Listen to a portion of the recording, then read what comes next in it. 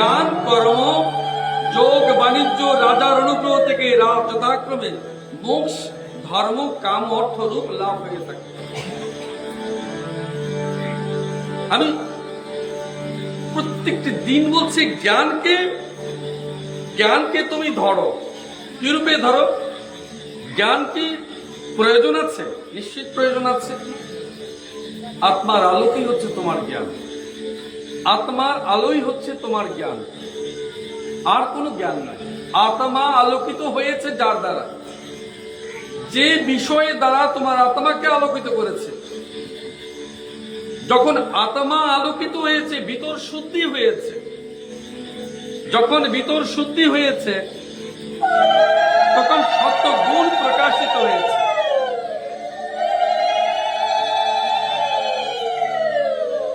অর্থাৎ তোমার ময়লা, তোমার ভেতরে মলিনতা আর সবটা তোমার জ্ঞান অগ্নিতে বিনষ্ট প্রাপ্ত হয়েছে পুরোটাই।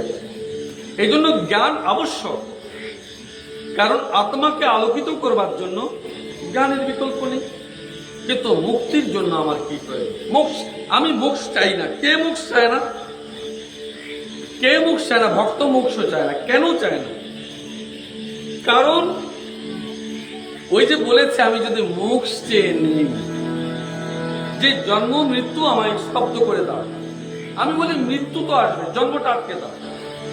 তো জন্ম আটকে দিলে মৃত্যু আসবে না। তো ভগবানের কাছে এইটুকু বলো, জন্ম দিও না। জন্ম বোধ তুমি নিশ্চয় করো, জন্ম ঈশ্বর দেয় না, তুমি নিশ্চয় করো। কারণ তোমার অভিলাষা, প্রত্যেকটি অভিলাষা নতুন নতুন জন্ম তোমাকে করিয়ে দেয়। তোমার জন্মের জন্য স্বয়ং তুমি দায়ী। মৃত্যু ঈশ্বরের হাতে। কর্মফল শেষ হলে মৃত্যু হয়ে যায়। তাহলে জন্ম মৃত্যু ঈশ্বরের হাতে নয়, তোমার হাতে। কারণ তোমার অভিলাষা, তোমার আকাঙ্ক্ষা, তোমার পুণ্য করবার যে মানসিকতা, যে দৌড়, আমি ভক্তির পথে পুণ্য করব, এই পুণ্য তোমাকে শূন্য করে ছাড়বে। এই জন্য বারে বারে আসা এবং যাওয়া। এই কারণেই মহাজনগণ বলেছেন, সাধুজন বলেছেন, বৈষ্ণবজন বলেছেন, মহাপ্রভু বলেছেন, ব্যাসদেব বলেছেন, সুখদেব বলেছেন, সপ্তর্ষি, ব্রহ্মর্ষি, নারদ ঋষি যারা আছে সকলেই শুধু এইটুকু বলেছে, নিষ্কাম ভাবে ঈশ্বর ভজনা করে। ভগবান দোকানদার নয়। আমরা ভগবানকে দোকানদার সাজিয়েছি। প্রভু আমার ওটা দাও, আমার সেটা দাও, ঘর গৃহস্থী দাও, টাকা দাও, বাড়ি দাও, অর্থ দাও, স্ত্রী দাও, মেয়ে দাও, ছেলে দাও, নাতি দাও, নাতনি দাও। দোকানদারের মতো দোকানে সকালবেলা ঘুম থেকে উঠে ভগবানের কাছে গেলাম, প্রভু আমায় আজকে এটা দাও। তো ভগবান যদি কোনোদিন প্রশ্ন করে, আমায় তো কেউ চায় না, সবাই আমার লব্ধ বস্তু চায়, আমাকে তো কেউ চায় না। মা রাগ করছে? তোমরা অনুভব করো, তোমরা কখনো কি ভগবান চেয়েছো? না ভগবান থেকে জিনিসপত্র চেয়েছো, টাকা করে চেয়েছো, যেটা এই জন্মের পরে আর থাকবে না, ওটাই তো চেয়েছো। আমি তোমায় বলছি, যেহেতু ভাগবতের আজ শেষ দিন, ব্রত যজ্ঞের আজকে সমাপ্তি দিন, তোমাদের এইটুকু বলছি, কেন ওই সব চাইছো? ভগবানকে চাও। ভগবানকে চাওয়ার পেছনে তোমরা না বৈষ্ণব, তোমরা না ভক্ত, তোমরা না চতুর মানুষের লক্ষণ কি? ভগবানকে চেয়েছো। দুষ্টবুদ্ধি যেন না, ভক্তিতে যেন দুষ্টুমি থাকে না, ভক্তিতে যেন কোনো প্রকার দুষ্টুমি না থাকে। নটকট রাধারানীর সঙ্গে করো, গোবিন্দের সঙ্গে করো, কিন্তু এইটুকু তোমার সেবায় যেন সেটা হয়। কিন্তু এইটুকু মনে রাখো, আমি গোবিন্দকে চাই। তাহলে প্রভু কেন? গোবিন্দকে এই কারণে চাই, গোবিন্দের সঙ্গে কে থাকে? রাধারানী থাকে। দূরে নিকটে যেখানেই থাকুক, গোবিন্দের সঙ্গে রাধারানী থাকে। যদি রাধারানী থাকে, মানুষ কি চায়? সদা সর্বদা পেট ভরে খাক কিংবা নাই খাক, ঘুমলো কিংবা নাই ঘুমালো, সে সদা সর্বদা এইটুকু তৃপ্তি, শান্তি, মানসিক প্রশান্তি সে চায়। এইটুকু প্রেম চায়, ভালোবাসা চায়। আমার পরিবার, পরিজন, আত্মীয় স্বজন আমায় ভালোবাসে। ওটা কোথা থেকে আসবে? যখন গোবিন্দের সঙ্গে গোবিন্দের রাধারানী থাকে। যদি কৃষ্ণকে চাও, রাধারানীকে পেলে। যদি রাধারানীকে চাও, প্রেম এবং ভালোবাসা তুমি পেলে। এবার রাধারানী যখন থাকলো, রাধারানীর অনুসারী কারা হয়েছে? তার অঙ্গ, তার বিশ্বরূপের স্বমহিমায় কারা রয়েছে? দুর্গা, কালী, লক্ষ্মী, সরস্বতী, সব যোগমায়া, পরমা প্রকৃতি, এক নিমিষে ভগবান কৃষ্ণের নিমিষ আদেশ মাত্রই যোগমায়া প্রকৃতির সমস্ত কর্মসাধ্য প্রতিপালন করে থাকে। এই যোগমায়া তোমাকে প্রকৃতির বুকে জন্ম দিয়েছে, যোগমায়া তোমাকে প্রকৃতির বুকে স্থান দেবে, বিলীন করে দেবে। যোগমায়ার বরকে স্বয়ং শিব। মৃত্যুর পথে যেতে রাধে রাধে শিবকে বলতে হবে, প্রভু আমায় মুক্ত করেছ তো, আমায় সমাধি দিয়েছ। যদি শিব সমাধি দে তবে মোক্ষে যাবে, যদি শিব সমাধি না দে তবে মোক্ষ পাবে না। বলে শিবকে টেনে আনছেন কেন গোবিন্দের বাজারে? মনে রাখবে, ব্রহ্মা, বিষ্ণু এবং মহেশ্বর এই তিনজন ভগবান কৃষ্ণের গুণাবতার। তিনি আলাদা কেউ নন, তার তিনটি স্বরূপ, তিনটি কর্ম সম্পাদন করেন। এই জন্য তার কাছে বলো, এই জ্ঞান অগ্নিতেই সব অন্ধকার এবং তোমার জাগতিক মায়া বিলীন হবে। এই অগ্নি হলে যজ্ঞ কাষ্ঠে সমিত ঢালবার পর যখন ছাই পড়ে, সেই ছাই ব্রাহ্মণকেও দেখবে যে সেই ছাই একটু ঘি রেখে তোমার কপালে তিলক লাগিয়ে দিয়েছে। এই তিলক কেন দিয়েছে? সেই পবিত্র যজ্ঞ ভস্ম তোমাকে পবিত্র করেছে। কাকে কাকে যা তুমি সমর্পণ করেছ, তা দিয়ে নিজে সমর্পিত হয়েছ, তার প্রসাদ রূপ শ্রী গুরুর চরণ থেকে এই পর্যন্ত তুমি তাকে স্নিগ্ধ শান্ত সমর্পিত করে প্রাপ্ত হয়েছ। দিলে যে পায়, যা দিলে পাবে, তা হচ্ছে অপার ভক্তি এবং প্রেম। ভক্তি হচ্ছে পাত্র, প্রেম হচ্ছে তার প্রসাদ। এই জন্য ফুল যখন দেবে খালি দেওয়া যায় না, পাত্রে এই অর্পণ করে দিলাম, বেলপত পাতাই দাও কিংবা ফুল দাও, এই অঞ্জলি করে দিচ্ছি, এই অঞ্জলিটুকু হচ্ছে এইটুকু হচ্ছে ভক্তি, আর ফুলটুকু হচ্ছে প্রেম, সমর্পণ, সম্পূর্ণ সমর্পণ। ফুল ছিঁড়ে রাখো না, সবটাই দিয়েছ। ফুল দাওনি, মনকে দিয়েছ। এই রূপে যখন তুমি ঈশ্বরের কাছে যাবে, ঈশ্বরের কাছে কোনো দিনই যাবে না। বলে এই বললেন যাবে, এই বললেন যাবে না, যাবে না। কোথায় যাবে ঈশ্বর? কোথায় পাবে? ঈশ্বর স্বয়ং তোমার কাছে। ভগবান বলেছেন যে আমার জন্য এক কদম যায়, আমি তার জন্য 2 কদম এগিয়ে আসি। তো কে ফার্স্ট হলো? তুমি না গোবিন্দ? গোবিন্দ তোমার কাছে সবার আগে আসবে। চিৎকার করে যখন মা, ছেলে যখন মাকে চিৎকার করে কাঁদতে কাঁদতে এই হেলে দুলে দৌড়ে গিয়ে চিৎকার করে, তখন দৌড়ে সর্বপ্রথম কি ছেলে যায় নাকি মা আসে? মা আসে। তো তুমি তো বলে, তমেব পিতা মাতা, তমেব তমেব বন্ধু সখা, তমেব তমেব বিদ্যা তমিনাং, তমেব তমেব সর্বং মম দেব দেব। তুমি তো বলছো ভগবান, তুমি আমার পিতা, তুমি মাতা, তুমি বন্ধু, তুমি সখা, তুমি আমার সর্বস্বরূপ, সব তুমি। এই গোবিন্দের ছোট্ট স্বরূপটি হচ্ছে, প্রকাশমান স্বরূপটি হচ্ছে জগতের স্থূল, যেখানে তোমাকে নিয়ে যাওয়ার জন্য দাঁড়িয়ে রেখেছে ভক্তি নৌকা। আয় না মা, উঠ বাবা, উঠবি। কোথায় যাবে? বলে এটা গোলকে যাবে। গোলক যাবে তো টিকিট তো লাগে। টিকিট কি? ভক্তি রাজ্যের টিকিট, ভক্তির টিকিট। বলে টিকিটের রং কেমন? ভক্তি রাজ্যের টিকিটের রং কেমন হয়? প্রেম ফুল কেমন হয়? সেই প্রেম ফুলের রং হয়, অন্তর নির্মল হয়। নির্মল মানে শ্বেত হয়। সেই টিকিট নেবে। টিকিট নেবে মানে কার কাছ থেকে আনবে? বলে কাউন্টার থেকে টিকিট আনো। কাউন্টার কোথায়? বলে এই সমাজ জীবনে যে মন্দির করে রেখেছে, গৃহস্থ কোন রেখারে ঠাকুর ঘরে রেখেছে, তার ঘর থেকে ভগবানের কাছ থেকে নিয়ে আয়। সেখানে ইনচার্জ কে আছে? সূত্রধার কে আছে? সূত্রধার আর কেউ নয়, তোমার গুরুদেব আছে। কি বলবে গিয়ে? রাধে রাধে গুরুদেব, ভেবেছি জন্মে বৈকুণ্ঠে যাব কিংবা গোলকে যাব, আমার যাওয়ার ব্যবস্থা করে। না আমার কাছে টিকিট নেই, না না আমার কাছে টিকিট নেই। তো গুরুদেবের কাছে এসে টিকিট, না না আমি অধিক মূল্যে দেব, না না টিকিট নেই। টাকা দিয়ে কি? টিকিট তো নেই। উপায় বের করতে হবে। তো তুমি কি করেছো? না গুরুদেব, পা ধরে ফেলেছ। না আমি ছাড়বো না, আপনি টিকিট দিতে হবে, আমার যেতেই হবে, না না টিকিট। এবার তুমি চিৎকার করে কান্না শুরু করলে, না গুরুদেব একটি টিকিট দিন।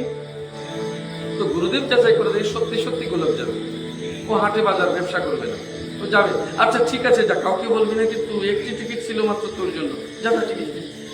বলছে রাধে রাধে। এবার বল রাস্তায় রাস্তায় গিয়ে বলে টিকিটটা নিয়ে দিবি ওই কন্ডাক্টরের কাছে। সে কে? যিনি তোমার জন্য পুষ্পক্রত সাজিয়ে রেখেছিলেন ভক্তি মার্গের সেই নৌকোটি। সেখানে গিয়ে মাঝি লোক রূপী লগি রূপ প্রেম কাঠি, যে তোমার এই মহাসাগর পার করাবে, গিয়ে বলবে দেবে টিকিট। বলে এনেছো? বলে এনেছি। কি? বলে টিকিট লাগবে না, তুমি যে সাথেই বুঝে গেছি তোমার গুরু প্রদত্ত ভক্তির টিকিট তোমার মিলে গেছে। বলে কি করে মিলেছে? ভক্তের লক্ষণ কি?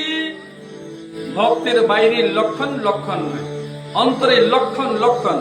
দেখা মাত্র তুমি বলেছো রাধে রাধে, হটকারিতা নয়, শট কপটতা নয়, তোমার দৃষ্টি, তোমার সরল দৃষ্টি, তোমার মুখমণ্ডল বলে দেবে তুমি গোবিন্দ গোবিন্দ বলেছ, রাধে রাধে বলেছ, প্রকৃতই বলেছ নাকি অপকৃতই বলেছ।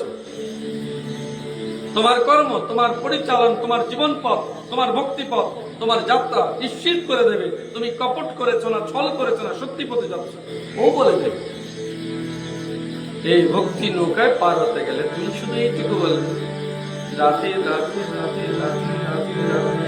এই জপ তুমি নিরন্তর করবে, তো করলে ওই পড়বার বই থাকবে না, ওই তোমার জীবন ব্যালেন্স ভারসাম্য তৈরি করবে। এই তুমি কাঁধ হবে রাধে, ও কাঁধ হবে রাধে, সামনে যাবে কাঁধে, পেছনে রাধে, এই রাধে রাধে রাধে রাধে রাধে রাধে এই বলতে বলতে তুমি যেগুতে থাকবে।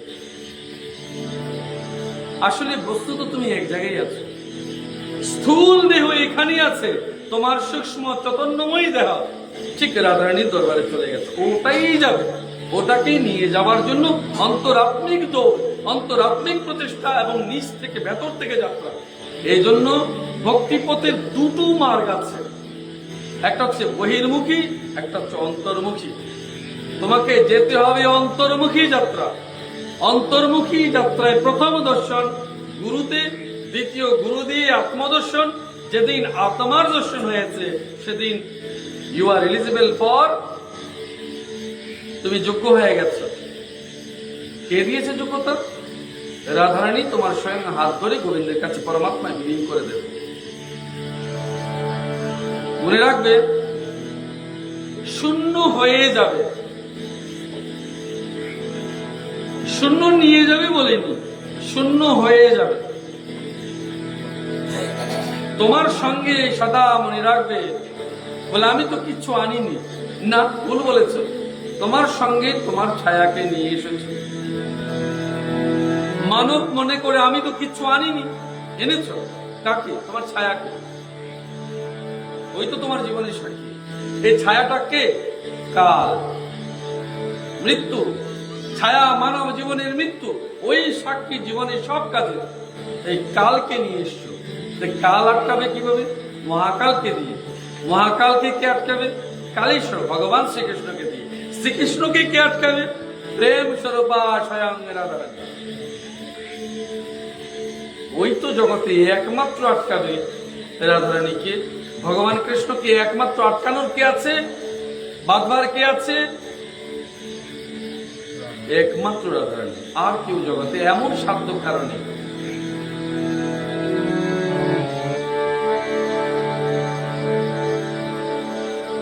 আর একটু শুধু আর বলবো না, কারণ সারা দুপুর থেকে চলছে আজকে।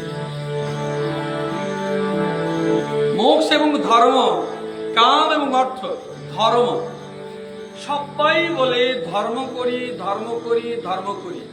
ধর্ম কিসের উপর দাঁড়িয়ে? ধর্মের কয়টি বা চারটি পদ? কিসের উপর দাঁড়িয়ে? ধর্মকে যদি আমি বিশ্লেষণ করে দেখি, ধর্ম প্রকারান্তরে কর্তব্য। ধর্ম প্রকারান্তরে কর্তব্য। কর্তব্যই যদি মানব জীবনে না থাকে, কিসে কিসে কর্তব্য? পরিবারের প্রতি কর্তব্য, সমাজের প্রতি কর্তব্য, রাষ্ট্রের প্রতি কর্তব্য, এবং তোমার স্বয়ং নিজের প্রতি কর্তব্য। যদি তোমার ঠিক আছে তুমি আমার মাটির উপর সাধন করতে পারবে না, রাষ্ট্র বললে এই মাটি তুমি ব্যবহার করবে না, তবে মন্দির কোথায় পাবে, মাটি কোথায় পাবে? তো সবার আগে কি প্রয়োজন ছিল? মাটি। মাটি কার কাছে? রাষ্ট্রের কাছে। এই জন্য রাষ্ট্রের সেবা প্রয়োজন। এবার মাটি পেয়েছ, মাটি পাওয়ার পর তোমার আসছে কারা? সমাজ। এই সমাজের সেবা লাগবে, ওদের সেবা না দিলে ওরা আসবে কেন?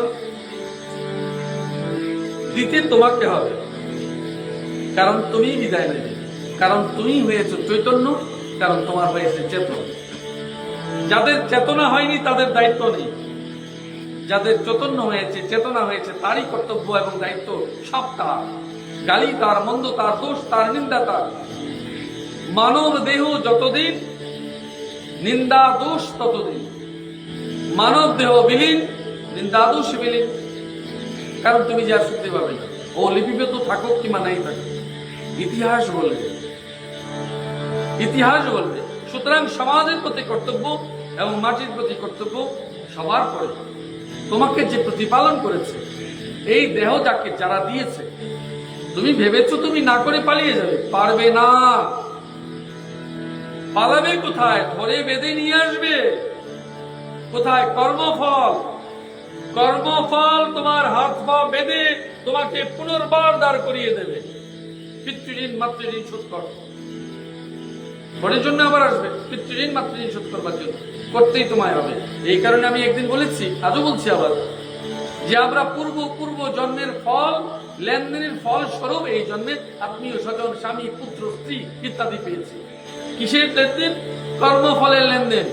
পূর্ব প্রারব্ধের লেনদেন স্বরূপ হয়েছে মানব জন্মের বর্তমান আত্মীয় স্বজন, পিতা মাতা, পুত্র, স্ত্রী, কন্যা, এইসব সম্পর্ক। পরিবারের ধর্ম, পিতা মাতার সেবা গেল। ও বাদ দিয়ে তুমি পারবে না, ও জীবন আটকে যাবে। করতে পারো, এই জন্যে তুমি অনেক করতে পারো, কিন্তু কাজ কিচ্ছু হবে না। ধর্মপথ তোমাকে আটকে দেবে, কর্তব্যের পথ তোমাকে আটকে দেবে। ভগবান কৃষ্ণ অর্জুনকে এইটুকু স্পষ্টত বলেছে, কর্মফলিত তুমি জানো না কিছু, ও তো তোমার বসে নেই। তুমি শুধু কর্ম করো, কর্মফল আমার কাছে, ও আমি চিন্তা করো। এই জন্য আপনি শুধু কর্ম করেন। আপনারা হয়তো বলবেন কর্ম করবো, কর্তব্য আমায় কি দিয়েছে? নো, এটা তোমার বিষয় না। তার মানে তুমি ফল প্রাপ্তি চাইছো, ভাগিদারিত্ব চাইছো, অংশীদারিত্ব চাইছো। নো, এটা হবে না। তুমি এই শরীর পেয়েছো, এটাই তোমার জন্য যথেষ্ট। এখন তোমার প্রথম কর্তব্য, যত পাবে তত ঋণ বাড়বে, যত দেবে তত ঋণ বাড়বে। ঋণ মুক্তির জন্য গালি খাওয়া প্রয়োজন, ঋণ মুক্তির জন্য ঘৃণা পাওয়া প্রয়োজন, ঋণ মুক্তির জন্য দুষ্প্রাপ্তি প্রয়োজন। ওটা করেছে, ঋণ মুক্ত হয়েছে। এবার তাদের কর্ম সম্পাদন করবার পর তোমার স্বজনদের সেবা। একজন সাধু কখনোই অতিথি সেবা না দিয়ে নিজে ভোজন করেন না। ভগবানের এবার অতিথি সৎকার, সব অতিথি সব কাজ। কারা অতিথি?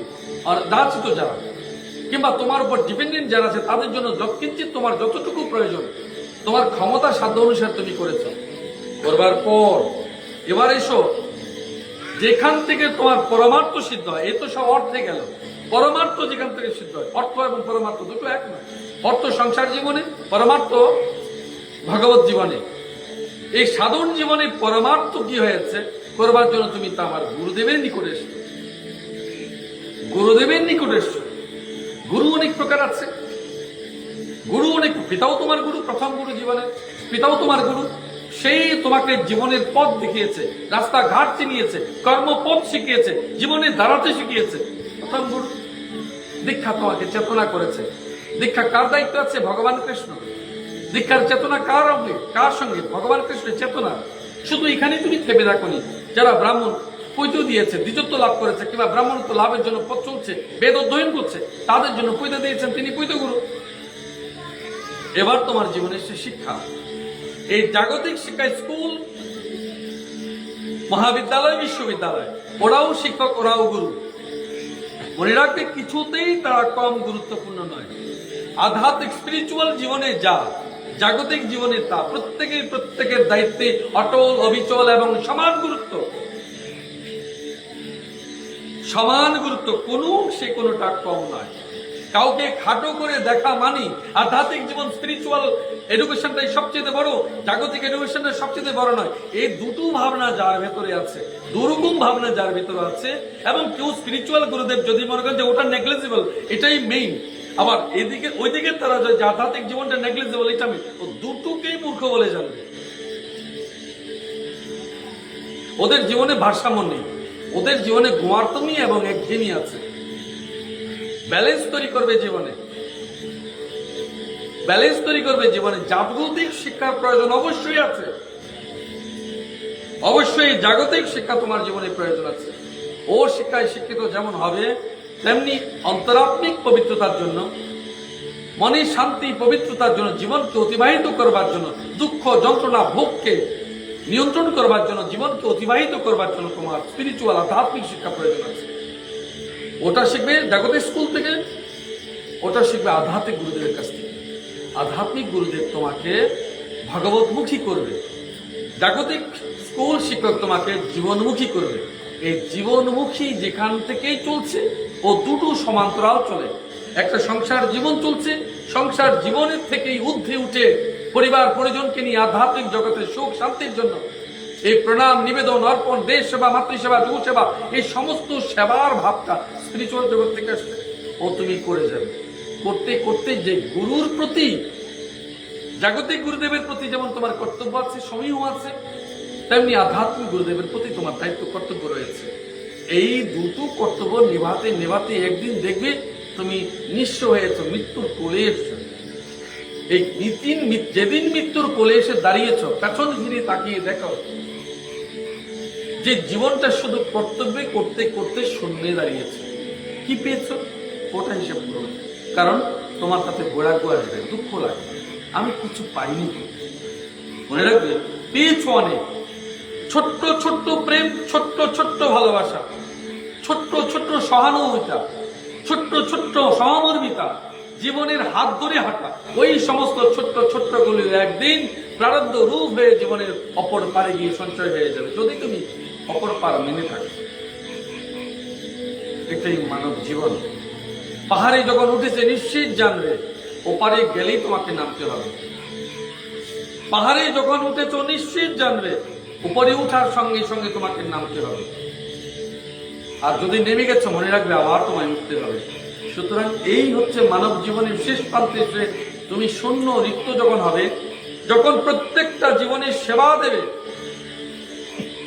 আমরা স্কুলে যখন যাই একটুকু বলি, মাস্টারমশাই ডেকে বলেছে, বাবা তুই যদি স্টেন করতে পারিস, ডিভিশন পেতে পারিস, এত পার্সেন্ট পেতে পারিস, তবে আমার স্কুলে সুনাম হয়েছে। তুমি ভুলে গেছ যে তুমি তোমার জন্য করোনি, তুমি স্কুলের জন্য করেছো, শিক্ষক মশাইয়ের জন্য করেছো। আধ্যাত্মিক জীবনে যেদিন গুরুদেবের কাছে বাবা হে মা, যদি সত্যি তুমি ভগবত দর্শন পাও, তবে আমি যে আমার হৃদয় অনেক বড় হয়ে যাবে, আমার শিষ্য মহান হয়েছে, মহান প্রতি হয়েছে, মহাত্মা হয়েছে, প্রত্যেক গুরু গৌরবান্বিত হয়ে যায়। তেমনি সেই দেশ গৌরবান্বিত হয় তোমার মতো পুত্রকে পেয়ে, তোমার মতো সন্তানকে পেয়ে দেশ গৌরবান্বিত হয়ে যায়। ওরা জীবনমুখী হয়েছে, ওরা ভগবতমুখী হয়েছে, ওরা মানব কল্যাণ করেছে, ওরা মানুষ সেবা করেছে। আজ মোক্ষে ব্রতের দিনে এইটুকুই হচ্ছে আমার অন্তিম নিবেদন। আমি মানুষ হলাম, আমি মানুষ হব, আমি মানুষ করব এবং ভগবত চরণে অর্পিত হব। মানব কল্যাণ সেবা করতে করতে ভগবত সেবায় নিজের জীবনকে উৎসর্গ করব। রাধে রাধে।